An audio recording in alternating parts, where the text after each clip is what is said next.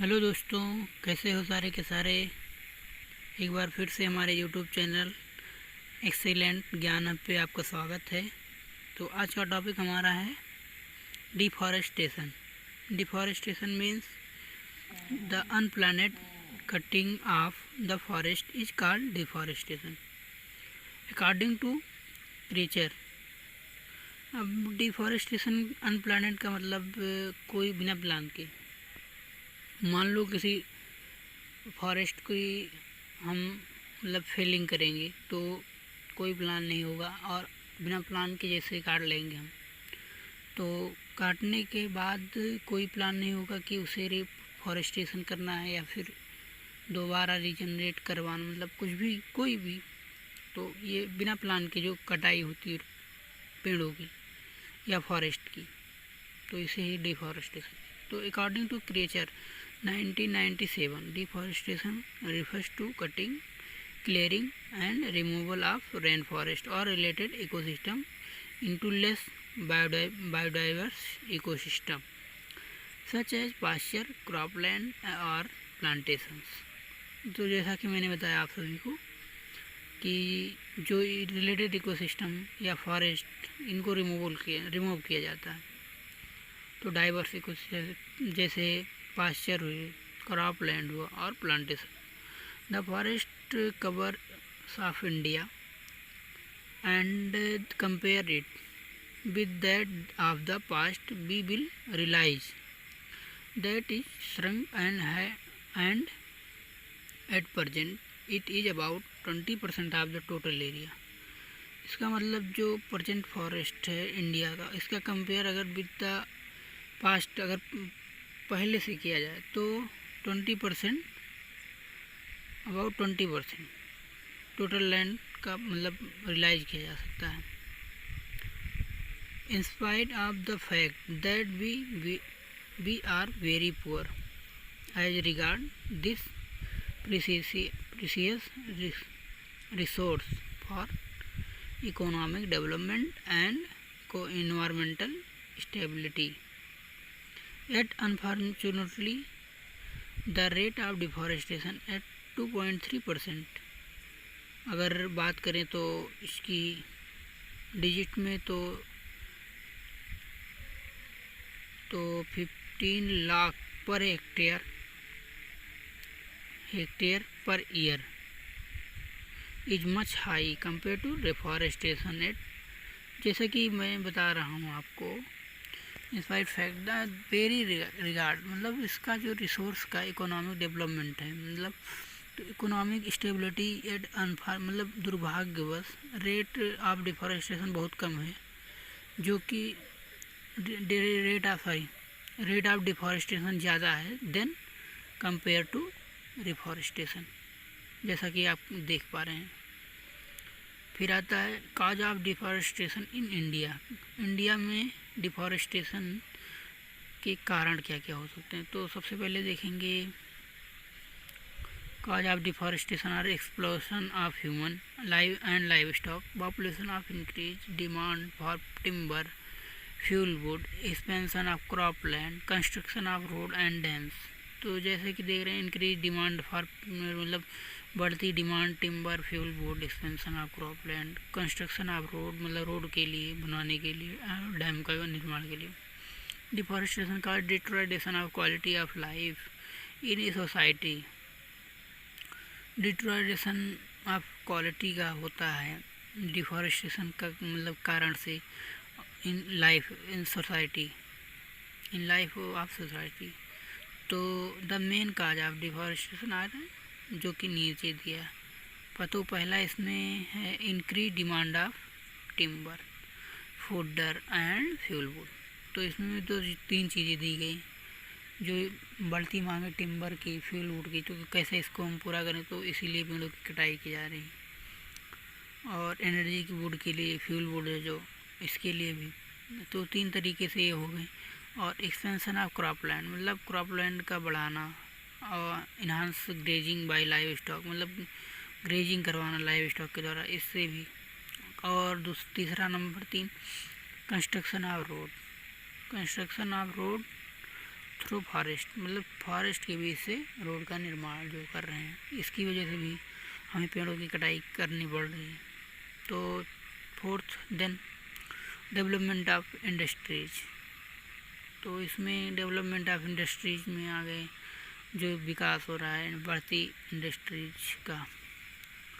Extensive work for mining, quarrying, irrigation and agriculture, तो इसमें भी वर्क हो रहा है, कठिन वर्क माइनिंग में हो रहा है। और number 6 falling of tree to meet the demand of fuel wood and paper wood and crate, तो जैसे कि फॉलिंग मतलब वैसे बताए पेड़ों की कटाई जो हो रही है, तो इसको डिमांड को मतलब कंप्लीट करने के लिए फ्यूल वुड, पेपर और वुडन क्रेट। और लास्ट है पुअर फॉरेस्ट मैनेजमेंट, जो कि मैनेजमेंट इंडिया का मतलब बहुत ख़राब है, इसलिए यहाँ पे जैसे अनप्लानेड बोला गया वहाँ। तो फॉरेस्ट का मैनेजमेंट प्लान जो है इंडिया में बेटर नहीं है, जैसे कि यहाँ दिया गया है poor forest management. It's important, very very important point for view of deforestation. Effect of deforestation, deforestation is a unplanned cutting of the forest, जैसा कि बताया गया। इफेक्ट क्या पड़ सकता है डिफॉरेस्टेशन का, तो it causes deterioration of the quality of life in a society because of following factor, मतलब deterioration quality of life in a society, मतलब जो लाइफ की मतलब सोसाइटी की लाइफ है उस पर बहुत प्रभाव पड़ेगा। और इसके फैक्टर को जानते हैं, तो पहला है it result in reduce set and there is quick run off which cause erosion and flood. इसका रिजल्ट मतलब जो छाँव और कोई का मतलब छाँव की वजह से, और दूसरी रन ऑफ जो हो रहा है जिसके कारण इरोजन और फ्लड मतलब कारण बन रहे हैं। इरोजन जैसे भूमि का कटाव और फ्लड बाढ़ का, ये सब डिफॉरेस्टेशन का रिजल्ट मतलब हो रहा है। It cause decrease rainfall which ultimately lead to drop, मतलब ये इसका कारण भी हो रहा है कि बारिशें कम हो रही हैं, जो कि अल्टीमेटली लीड करती हैं सूखे को, मतलब अल्टीमेटली डायरेक्टली बोलें तो सूखा, जब बारिश होगी नहीं तो सूखा होगा ही। नंबर 3 पॉइंट है it also reduce the water retention power of soil, ये वाटर रिटेंशन पावर को भी सॉइल के वाटर रिटेंशन पावर को भी रिड्यूस करता है, जो कि लीड करता है ड्रॉ को। Deforestation cause increase convection which again lead to drop, जैसा कि बताया गया सूखा मतलब जो एक तरीके से माना जाता है, तो ये डिफॉरेस्टेशन का मेन काज है और इफ़ेक्ट है जो मतलब लाइफ ऑफ मतलब सोसाइटी के ऊपर पड़ता है। तो 5 नंबर होगा flood and drop cause by deforestation disturb plant and animal life, इसमें दोनों की लाइफ सूखे और बाढ़ से प्रभावित होती है। जैसे कि मान लीजिए अभी सूखा पड़ गया, तो जो एनिमल और प्लांट होंगे दोनों को मतलब काफ़ी प्रॉब्लम होगी सरवाइव करने में। जैसे मान लीजिए कि अभी वाटर की एबिलिटी ख़त्म हो जाए, रिसोर्स से मतलब नहीं हो, मान लीजिए किसी जंगल और फॉरेस्ट एरिया में, तो वहाँ पे एनिमल लाइफ सरवाइव नहीं कर सकती और ना ही प्लांट। अगर एबिलिटी वाटर की वहाँ कम है तो दोनों में एक सेम कंडीशन,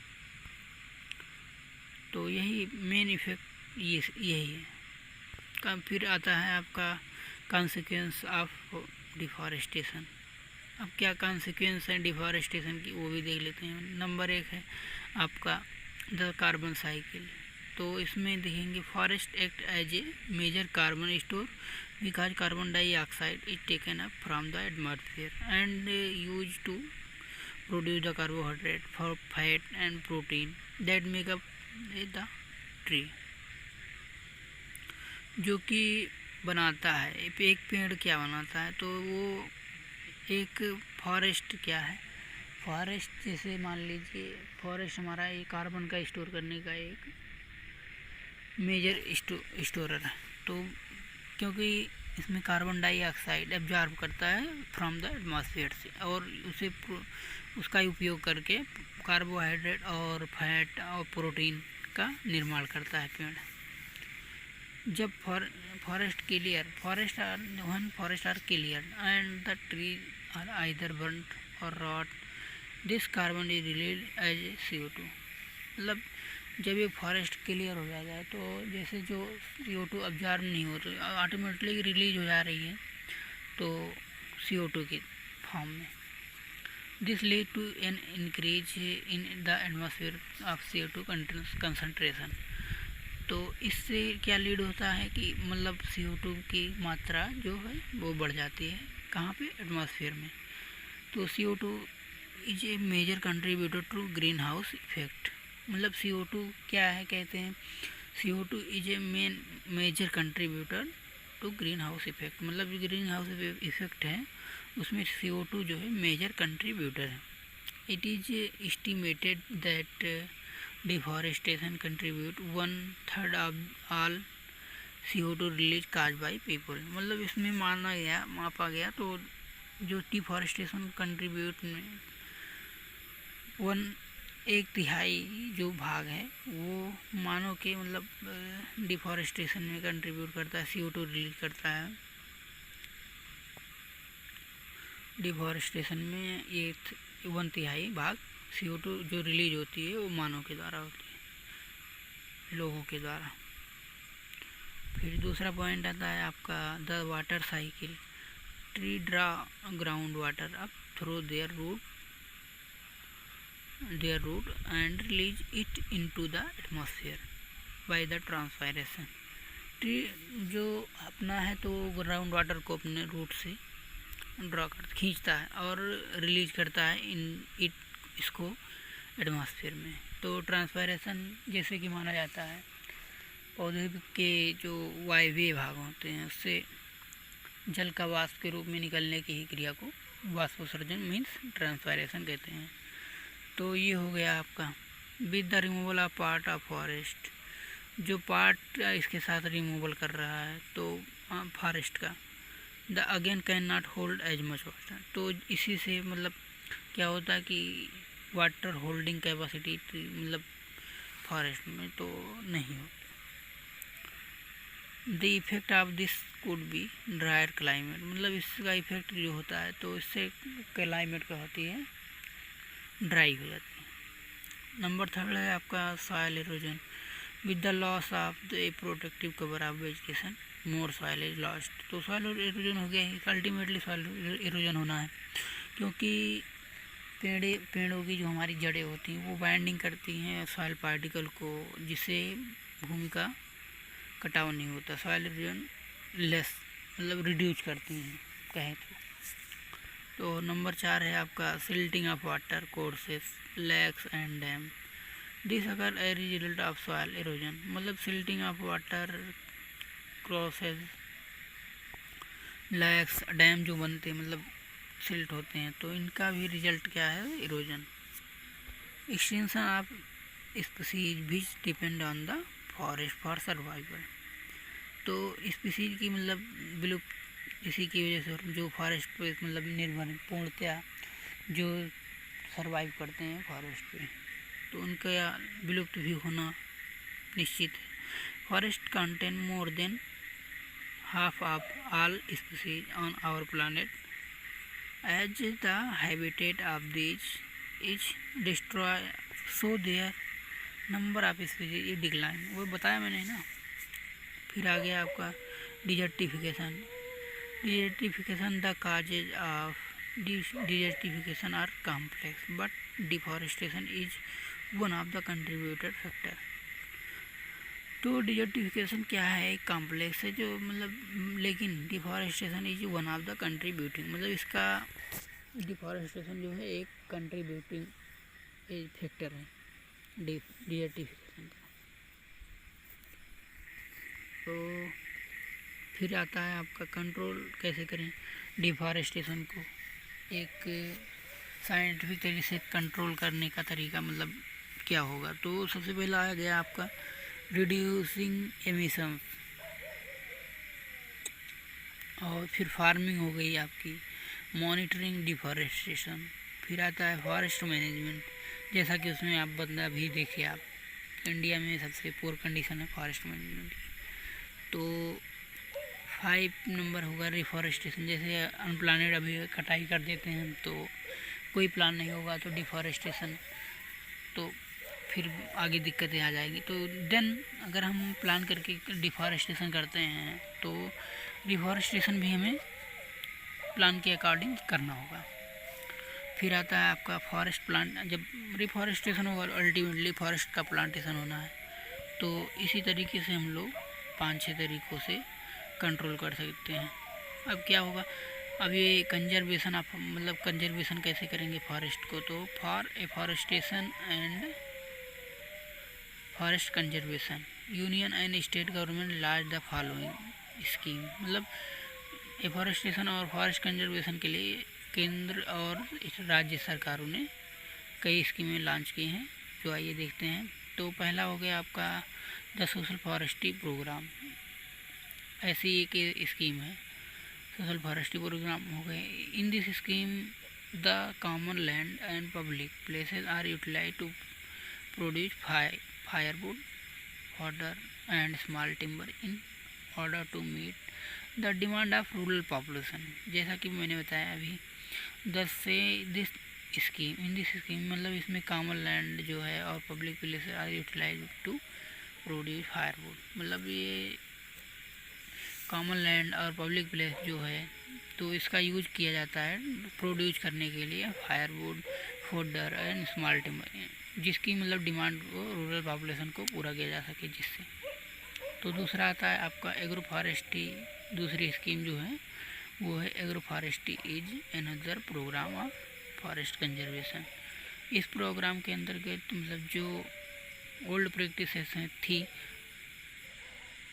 मतलब ग्रोइंग करने की ट्री और खेती करने की एनिमल हस्बेंड्री और साइंस, मतलब ये जो एग्रो फॉरेस्ट्री के अंतर्गत कहने का मतलब ये है कि तीनों चीज़ें साथ साथ जो होती है इस प्रोग्राम के अंतर्गत, ये भी कंजर्व करने का मेथड हो गया। तो third one is urban forestry programme, it another scheme, मतलब इसकी अनदर स्कीम है। तो इसके अकॉर्डिंग आप देखेंगे जो सेड ट्री, फ्लोरिंग ट्री जो भी है, fruit trees are planted along the road, जैसे कि इसके अकॉर्डिंग हम देखेंगे कि रोडों के किनारे और around with in the park, मतलब जो पार्क के किनारे और विद इन पार्क मतलब देखें, और inside compound and vacant land, मतलब अर्बन एरिया जो भी हैं अर्बन एरिया में, मतलब जो हो गए रोड हो गए, मतलब कुछ भी हैं, तो जहाँ मतलब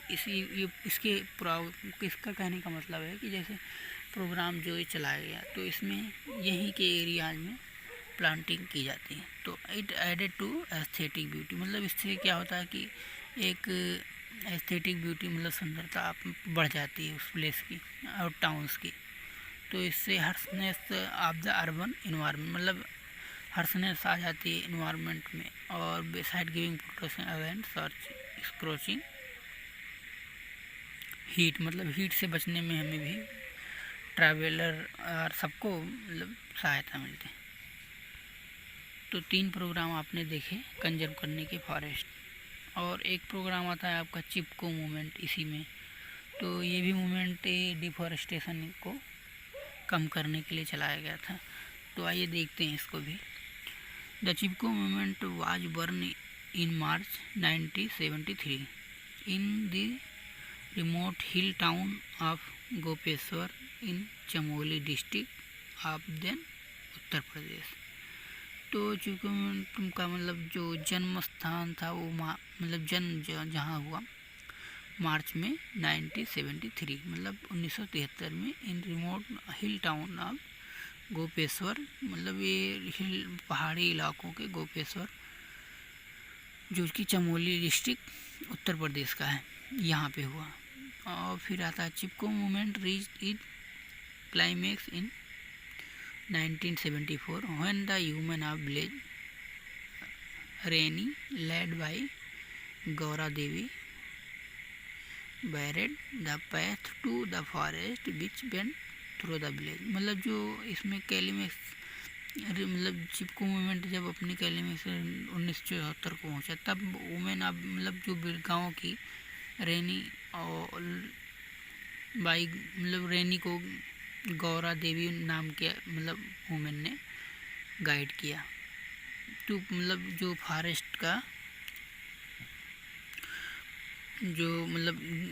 का पाथ था उस मार्ग पे मतलब उन्हें गाइड किया, और जो बिलोंग करती थी विलेज से।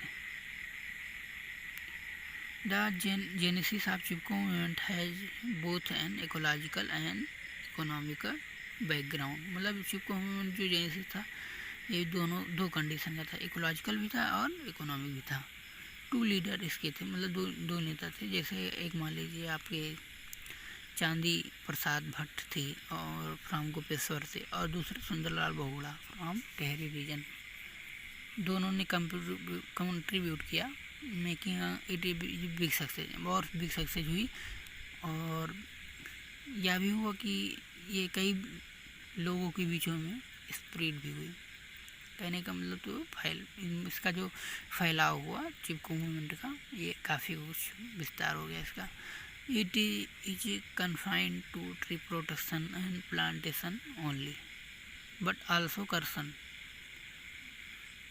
Itself with the safety and preservation of environment. मतलब इसका कहने का मतलब ये ट्री प्रोटेक्शन तो था ही, प्लांटेशन ओनली, बट ये इसका भी था मतलब जो सेफ्टी हो जाए और प्रिजर्वेशन ऑफ एनवायरनमेंट दोनों का as whole including habitat and wildlife. मतलब कहने का मतलब सबको, ना कि केवल प्लांटेशन को प्रोटेक्ट कर रहा था ट्री के, बल्कि प्लांटेशन के अलावा प्रिजर्वेशन ऑफ एनवायरनमेंट और safety of environment as a whole. मतलब जो भी इसमें एनवायरनमेंट में आते इंक्लूडिंग आप मान लीजिए हैबिटेट और वाइल्ड लाइफ, इसको भी कंजर्व कर रहा था कहीं ना कहीं।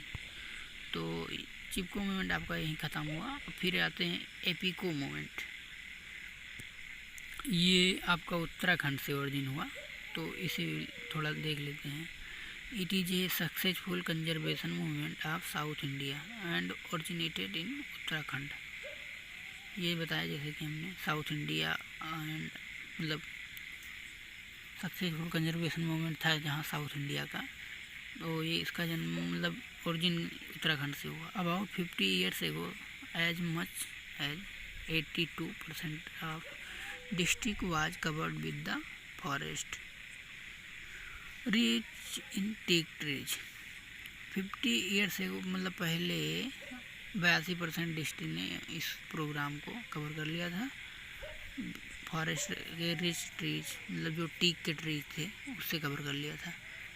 There was excessive use of teak trees and in 1983 to 84 forest cover drop to 20%। मतलब फॉरेस्ट कवर जो टीक का यूज हुआ 1983 to 84 में, तो इसमें फॉरेस्ट ड्रॉप हो गया 20%।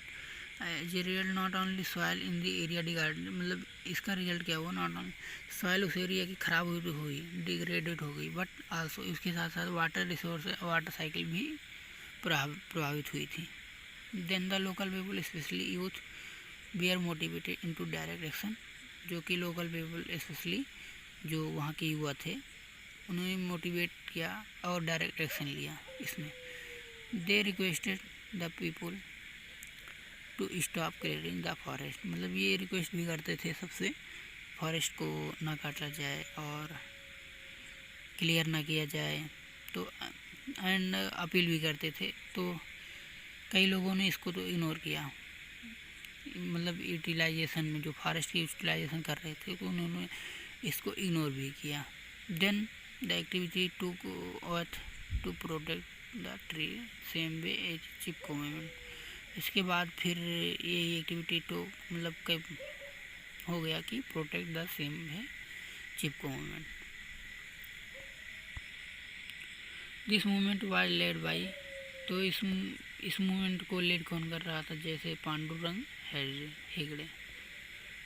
हेगड़े लीड कर रहे थे इसे, और उसको सुंदरलाल बहुगुणा और एक थे चांदी प्रसाद भट्ट, तो दो लोगों ने उसे लीड किया था। और IFFCO movement has created a mass awaking about conservation of forest in south India, मतलब ये मास अवेकिंग था साउथ इंडिया में। तो हमारा लेक्चर अब यहीं समाप्त होता है। अगर आपको कोई चीज़ डाउट हो तो कमेंट में एक बार ज़रूर बताएं। तो वीडियो देखने के लिए थैंक यू। अगर आप नए हैं तो हमारे चैनल को सब्सक्राइब करें और लाइक करें, और जो कमी हो उसको बताएं ताकि हम अपनी कमियों को सुधार सकें। Thank you.